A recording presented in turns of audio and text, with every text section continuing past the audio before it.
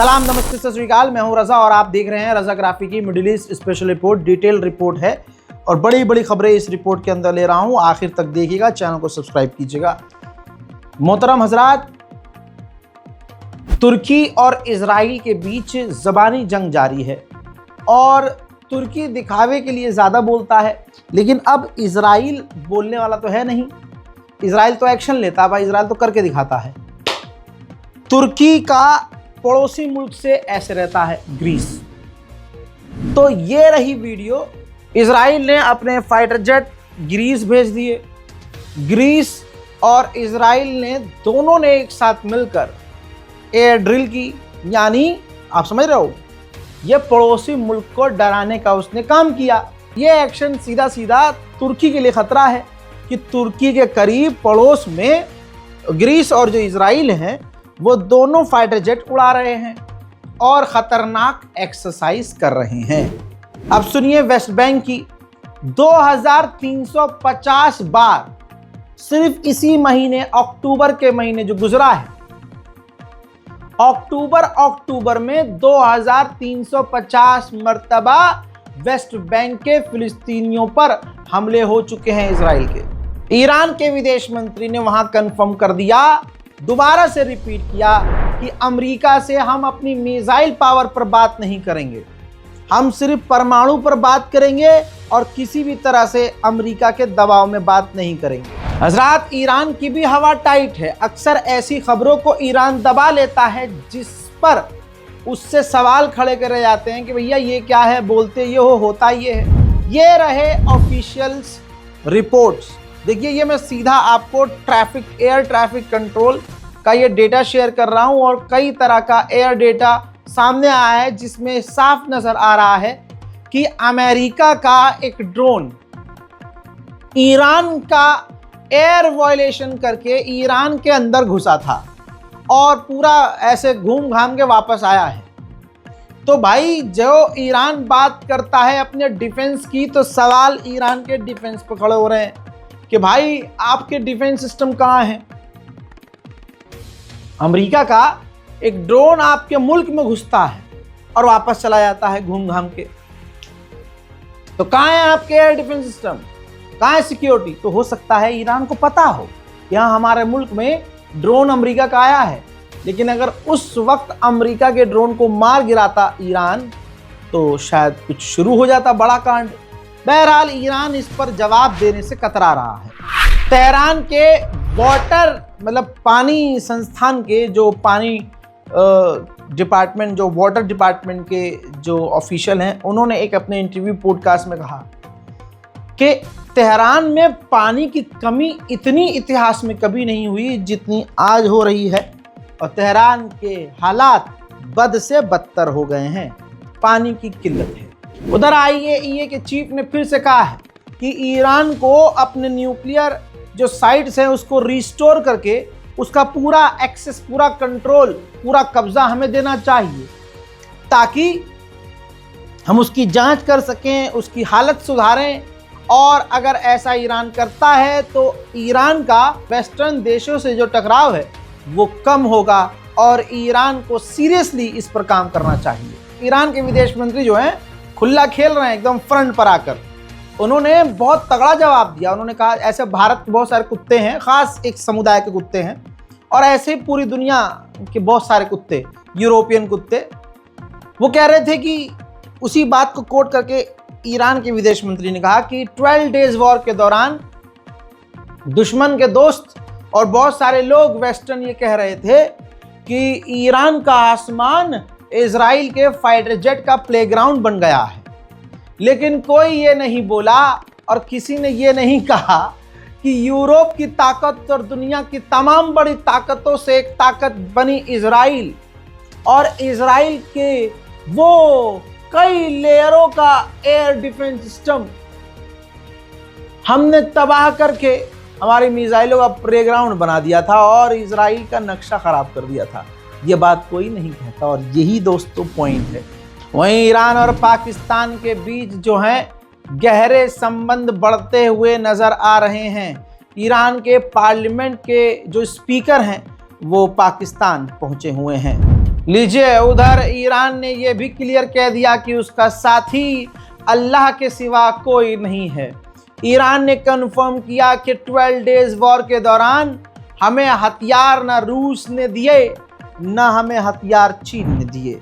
Western देशों से support हासिल करने के लिए, चंद रुपयों के लिए, इजरायली प्रोपेगेंडा को आगे बढ़ाने के लिए एक ईरान के व्यक्ति ने ईरान के supreme leader Ayatollah Syed Ali खामनाई की तस्वीर जलाई। वो वीडियो वायरल हुई और ये बात क्लियर थी कि वो यूरोप को खुश करने के लिए ऐसा कर रहा था। लेकिन इतना खुश हुआ यूरोप कि पता नहीं मतलब कैसे क्या हुआ, जादू मंतर हुआ कि वो व्यक्ति जिसने खामनाई की तस्वीर जलाई वो मरा हुआ मिला। ईरान के राष्ट्रपति और फ्रांस के राष्ट्रपति ने फ़ोन पर बात की है और ईरान ने कहा है कि यूरोप और अमेरिका को सही लहजे में बात करनी चाहिए और जो नाजायज़ वो डिमांड ईरान से कर रहा है, जिससे तकरार बढ़ रही है, समझदारी के साथ उस मांगों को बंद कर देना चाहिए। हजरात, जो इससे पहले पॉप फ्रांसिस थे, जो ईसाइयों के सबसे बड़े धर्मगुरु थे, वो खुल्लम खुल्ला इजराइल के खिलाफ बोलते थे। लेकिन अब जो नया पॉप बना है उसकी पॉप निकल जाती है अगर वो इजराइल के मुद्दे पर बात करने की कोशिश करे, बल्कि इस पर पूरा दबाव है कि ये इजराइल के खिलाफ ना बोले। लेकिन फिर भी पत्रकारों ने कहा कि गाज़ा पर दोबारा से जो ये हमले इजराइल कर रहा है, इस पर आप क्या कहेंगे? तो उन्होंने एक लाइन बोलकर क्लियर कर दिया कि उनके दिमाग में और दिल में है क्या। उन्होंने कहा कि इजराइल कहता कुछ और है और करता कुछ और है। बस ये एक लाइन उन्होंने कहकर ये क्लियर संदेश दे दिया कि वो दबाव में है और वो इजराइल को लेकर क्या सोचते हैं। Ma grazie a Dio, almeno diciamo la prima fase dell'accordo di pace ancora va avanti, è molto fragile, lei ha ragione, bisogna cercare come passare alla seconda fase, vedere il tema del governo, come si può garantire diciamo, i diritti di tutti i popoli. Il tema dei Cisgiordania, di queste colonie, è veramente è complesso. Israele aveva detto una cosa, poi si fa un'altra qualche volta. Vogliamo cercare di lavorare in... जब आप Hollywood की film कोई देखते हैं cinema में या अपने mobile पर, तो एक लोगो आता है पैरामाउंट। ये देखो, ये स्क्रीन पर इस तरह का लोगो आता है ना, ये बहुत बड़ी कंपनी है हॉलीवुड की, जो जाहिर सी बात है काम देती है हॉलीवुड के एक्टर को, एक्ट्रेस को। अब कुछ दिन पहले मैंने आपको बताया था कि 5000 से ज़्यादा हॉलीवुड के टॉप एक्टरों ने, यहाँ तक कि जो नया वाला 2025 का सुपरमैन है वो एक्टर भी इस ग्रुप में शामिल होता है। और सब ने स्टेटमेंट जारी करी कि हम इजराइल की कंपनियों के साथ, इजराइल के साथ काम नहीं करेंगे। अब ये पैरामाउंट जो हॉलीवुड की कंपनी है, इसने एक लिस्ट बनाई है, उसमें बहुत बड़े बड़े एक्टर और एक्ट्रेस का नाम डाल दिया है कि हम इन एक्टर्स के साथ काम नहीं करेंगे, ये यहूदियों के खिलाफ है। अब पीछे आपको पता है लॉबी किसकी है, पीछे सबसे ऊपर इजराइल ही बैठा है, तो ये तो होना ही था। लेकिन फिर भी कोई एक्टर हॉलीवुड का और एक्ट्रेस हॉलीवुड की इजराइल और इस कंपनी के आगे झुकी नहीं है। हमारे यहाँ जो 3 हिजड़े खान हैं, बस भाई मुझे शाहरुख बहुत पसंद है, लेकिन जहाँ बात ईमान की और इंसानियत किया जाए और इंसानियत के लिए वो खड़ा ना हो, तो फिर चाहे वो मेरा फेवरेट क्यों ना हो, मेरे मुंह से आगे बढ़ते हैं। हजरात, हालात बिगड़ते जा रहे हैं। इजराइल गाज़ा पर हमले बंद करेगा ऐसा नामुमकिन सा लग रहा है। अमेरिका और इजराइल मिलकर पूरी दुनिया को धोखा दे रहे हैं। अमेरिका और इजराइल इलाके के लिए ईरान को ख़तरा बताते हैं, लेकिन पूरी दुनिया के लिए ख़तरा अमेरिका है और मिडिल ईस्ट के लिए ख़तरा इजराइल है। आज ये बच्चे बच्चे को समझ में आ रहा है। हजरात, आपको अगर ऐसा लगता है कि अमेरिका के हालात ठीक है और अमेरिका में नफ़रत नहीं है, अमेरिका में जितनी नफ़रत है उतनी भारत में भी नहीं है। ज़ोहरान ममदानी तमाम के तमाम प्रोपेगेंडे के बाद जीत गए हैं। न्यूयॉर्क के अब वो मेयर बन गए हैं। भारत में प्रोपेगेंडा चलाया, हिंदुओं ने प्रोपेगेंडा चलाया कि अगर ये हिंदू और अमेरिका के जो ट्रम्प वाले हैं, क्योंकि भाई ताऊ माना था ना, हिंदुओं ने ताऊ बना दिया था उसे अपना, ट्रम्प को। बहरहाल खूब नफरत फैलाई, जैसे भारत में इस्लाम के खिलाफ नफरत फैलाई जा रही है मुसलमानों के खिलाफ, वैसे ही अमेरिका ने, मतलब जहां ज़ोहरान ममदानी के लिए कहा गया था कि 1% जीतने के चांस हैं, आज वो ममदानी जीत गए। और ऐसा जीते, और जीतने के बाद उन्होंने धूम गाना बजाया, वो तमाम वीडियो वायरल हैं, और इंडियन सॉन्ग बजाया। और जीत के बाद जो पहली स्पीच दी उसमें पंडित जवाहरलाल नेहरू का जिक्र किया। अब सीने पे सांप तो मोदी जी के लौटेगा ना, ऐसे कैसे? भले ही वो बिहार चुनाव में अभी वोट चोरी करने में बिजी हैं, लेकिन दोस्तों यहाँ तो सांप लौटेगा ही खास समुदाय के खास लोगों को। बहरहाल कहने का मतलब यह है कि तमाम विरोध के बावजूद ज़ोहरान ममदानी जीत गए हैं और ट्रंप के मुंह पर थूक दिया है। ये रहा डोनाल्ड ट्रंप की धमकी भरा ट्वीट जीत से पहले ही, यानी ज़ोहरान ममदानी की अभी जीत कन्फर्म नहीं हुई थी कि इस सफ़ेद सुअर ने ही अपने ही न्यूयॉर्क को धमकी दे दी थी कि अगर ज़ोहरान ममदानी जीता तो मैं न्यूयॉर्क की फंडिंग बंद कर दूंगा। लीजिए, अब तक ये भारत को धमकी दे रहा था, चीन को धमकी दे रहा था, हराम का पिल्ला, अब ये अपने ही एक स्टेट को धमकी दे रहा था। लेकिन इसके बावजूद दुनिया नहीं डरी, न्यूयॉर्क नहीं डरा, न्यूयॉर्क के लोग नहीं डरे, और आज न्यूयॉर्क के मेयर ज़ोहरान ममदानी बन गए। लेकिन मेरे दोस्तों, दुनिया की सबसे बड़ी लॉबी इजराइल की है। इजराइल के लिए ज़ोहरान ममदानी ठीक नहीं है।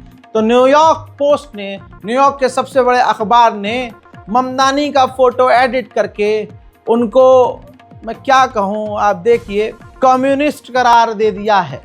लेकिन जिसको कम्युनिस्ट करार दिया है जिस अखबार ने न्यूयॉर्क के, उसी न्यूयॉर्क का मालिक अब यही ज़ोहरान ममदानी है। हज़रात, ज़ोहरान ममदानी ने जीत के बाद कहा, क्योंकि वो इमाइग्रेंट्स के खिलाफ बोलता है ना, पिंक सुअर जो है, तो उन्होंने कहा कि न्यूयॉर्क को इमाइग्रेंट्स ने बनाया, न्यूयॉर्क को इमाइग्रेंट्स ने संभाला, और आज लीडर भी न्यूयॉर्क का इमिग्रेंट है। यानी जो घुसपैठिए जिन्हें कहा जाता है, जो आए हैं विदेश से आके बसे हैं यहाँ पर, उनके खिलाफ ट्रंप बयान देता था। ज़ोहरान ममदानी ने तेल लगा कर ली है, देखिए। New York will remain a city of immigrants, a city built by immigrants, powered by immigrants, and as of tonight, led by an immigrant. हज़रात, ज़ोहरान ममदानी को पता था कि जिस तरह से हिंदुस्तान में मुसलमानों को टारगेट किया जाता है सिर्फ मुसलमान होने की वजह से, ऐसे ही मुझे अमेरिका में टारगेट किया जा रहा है मुसलमान होने की वजह से। तो उन्होंने अपनी पहचान नहीं छुपाई, उन्होंने साफ इस जीत के बाद कहा कि मैं डेमोक्रेट हूं और मैं मुसलमान हूं, मैं नहीं डरूंगा। After all, the conventional wisdom would tell you that I am far from the perfect candidate. I am young despite my best efforts to grow older. I am Muslim. I am a democratic socialist. And most damning of all, I refuse to apologize for any of this. हज़रात, सन 1892 के बाद पहली बार New York का इतना नौजवान mayor कोई बना है, young mayor, जो अमेरिका से नहीं है, जिनके माता पिता गुजरात से हैं। इसीलिए भारत का एक तड़पता हुआ सीख कबाब जैसा तबका बिलका पड़ा है, क्योंकि ज़ोहरान ममदानी ने नेतन्याहू और मोदी को एक कटघरे में खड़ा किया और कई बार मोदी को भी वॉर क्रिमिनल कहा है।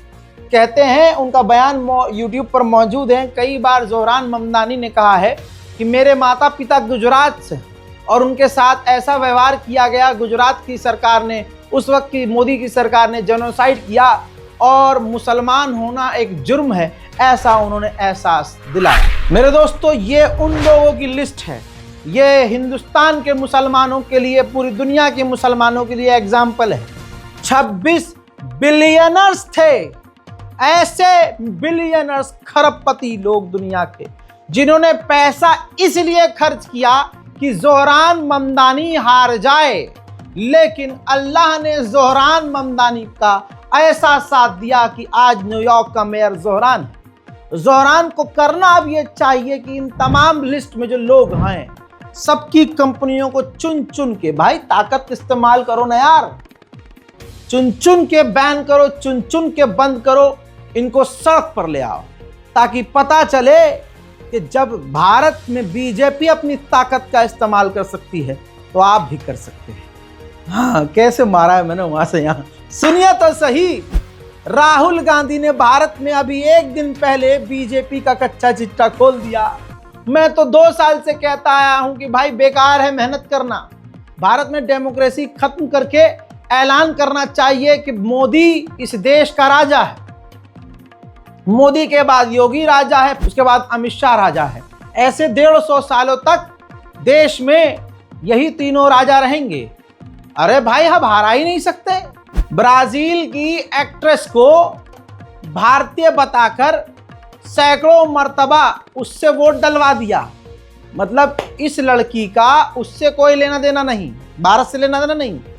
घुसपैठिए मुसलमानों कहते हैं, लेकिन आप ये देखिए कि भाजपा ने कितनी बड़ी घुसपैठ करवाई कि ब्राजील की मॉडल को इंडियन बताया, राजस्थान और पता नहीं किस किस इलाके में किस किस बूथ पर उस महिला का फर्जी वोट डलवाया। जब ये एक्सपोज हुआ तो ये पेज जो है इलेक्शन कमीशन ने गायब कर दिया। अब बहुत सारे भाजपा के गणचटहे लगे पड़े हैं। अब अजीत भारती जैसा सुअर लगा पड़ा है। मतलब वो अजीत भारती जैसे लोग हैं, अगर भाजपा का कोई नेता हक भी दे तो ये फौरन वाह क्या हगा है। आप देखिए सनातन धर्म वाला देश, यहाँ हगा भी है तो तिकोना वाह, और डिजाइन देखिए इस पे, यह हगा थोड़ी ना है। अरे अगर बदबू की बात है तो 4-5 मिनट में बदबू चली जाएगी, फिर बचेगा क्या? फिर जो खूबसूरत जो मलबा है उसकी गोलाई है, उसकी खूबसूरती, ये है हमारे देश की पावरफुल सरकार। भाई ऐसे तारीफ करने में लग जाए, गू की भी तारीफ कर देंगे, ये तो ऐसे है हजरात। अब वो खबर इतनी वायरल हुई, ये देखिए वो ब्राजीलियन एक्ट्रेस भी आ गई सामने। वो बता रही है कि भाई साहब इनका तो हिंदुस्तान से कोई लेना देना नहीं, किस तरह से, और वो ज्ञान भी दे रही हैं हरियाणा वालों को और भारत के अंधभक्तों की, भाई ये चल क्या रहा है तुम्हारे देश में।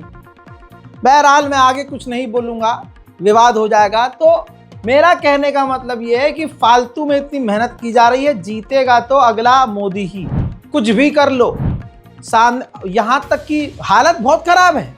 एक वीडियो आपको दिखाऊं, 500 रुपया इनको देना पड़ रहा है कि जब मोदी जी का नेता यहाँ से गुजरा, मोदी जी गुजरे तो ये फूल डालना है, फूल फेंकना है उनके ऊपर। फूल फेंकने के 500 रुपये।